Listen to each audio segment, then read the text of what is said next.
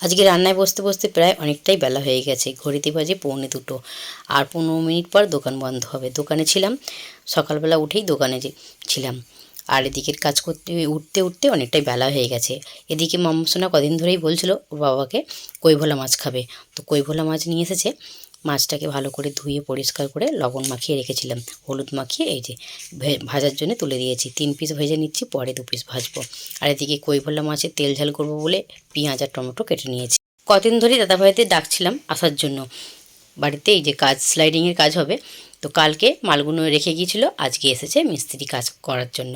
আজকে এই যে মাপ নেবে, এখন বললাম না অনেকটা বেলাতেই এসেছে, আজকে শুধু কেটে সাইজ করে রেখে যাবে, কালকে কাঁচ নিয়ে এসে স্লাইডিংটা একদম পুরো ফিনিশ করবে। দাদাভাই এখন এই যে মাপ নিচ্ছে, মাপ নিয়ে কাঁচের অর্ডার দেবে। দোতলায় এই দুটো ঘর এখনও ভাড়া হয়নি, তো এই দুটো ঘরই এখন খালি রয়েছে। এর মধ্যে একটা ঘরে মামসোনা এই যে নাচ প্র্যাকটিস করে আর এক সাইডে বসে খেলাধুলা করে।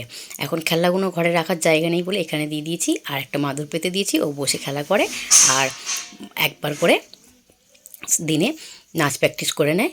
4টে নাচ তুলেছে, 4টে নাচই একটু করে প্র্যাকটিস করে নেয়। দোকানে ডাক পড়েছিল বলে গ্যাসটা অফ করে দিয়ে চলে গেছিলাম। আবার এসে এই যে মাছ ভাজার তেলেতেই পেঁয়াজটাকে ভেজে নিলাম। পেঁয়াজটা ভেজে নিয়ে আদা রসুন কাঁচা লঙ্কা একসঙ্গে পেস্ট করে রেখেছিলাম, তারই 2 চামচ দিয়ে ভালো করে নেড়ে চেড়ে কষিয়ে ভেজে নেব, যাতে আদা রসুনের কাঁচা গন্ধটা না বেরোয়। ভেজে নেওয়ার পর এদিকে কুচিয়ে রাখা টমেটোটা দিয়ে দিলাম, দিয়ে ভালো করে নেড়ে চেড়ে এটাকে ভেজে নেব।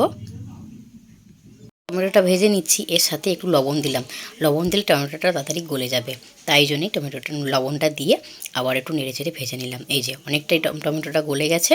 এবার এর মধ্যে রেগুলার যে মশলা, সেই মশলাগুলোই দেবো। ধনে গুঁড়ো, জিরে গুঁড়ো, হলুদ গুঁড়ো, লঙ্কা গুঁড়ো দিয়ে ভালো করে নেড়ে চেড়ে কষিয়ে নেবো।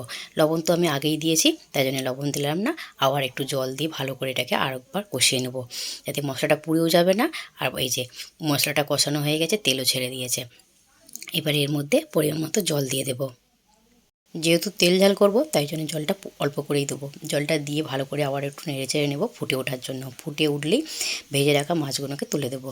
আর একটু মানে একদম শুকনো শুকনো করবো না, একটু রসা রাখবো, যাতে ভাতটা খাওয়া যায়। আর ডাল তো করছি না, ডাল খাওয়া প্রায় কমিয়ে দিয়েছি মাম্মামের ড্যাডির জন্য।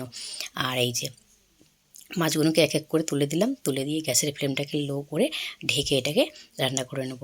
আর এই যে এদিকে রান্নাও আমার কমপ্লিট হয়ে গেছে, ঢেকে রেখেছিলাম 5-7 মিনিট, তারপরে এই যে নামিয়ে নিচ্ছি। রান্না করতে করতে অর্ধেক রান্না আমি তো দেখেই দিয়েছি, তবুও চলো বন্ধুরা কী কী রান্না করেছি দেখে নিই।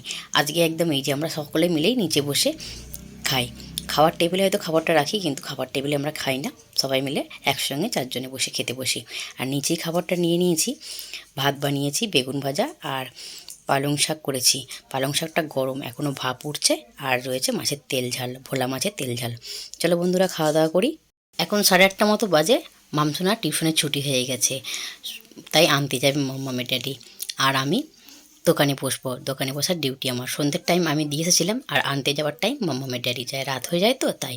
চলো দোকানে বসি, আমি দোকানে মাল দিই। আর এখানেই বিদায় নিচ্ছি, সকলে ভালো থেকো।